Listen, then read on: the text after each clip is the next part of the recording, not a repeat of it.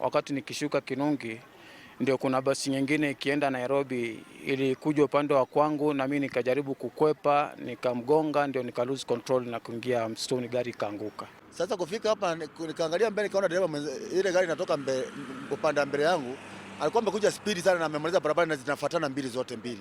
Sasa nikaona sasa baada ya kuona head on collision kabidi ni swing upande yangu kabisa, ndio akagonga pale kando akitemba na gari yake kaenda kabingirika mpaka chini. Nĩngwenda kũria andũ arĩa marahuthĩra barabara ĩno, kwĩna Gibii na Gibii nĩ gĩũkĩte, tondũ ngari ĩyo rĩrĩa igũire ngari ici ingĩ cia mĩhũra tondũ itirona nĩ ũndũ wa Gibii.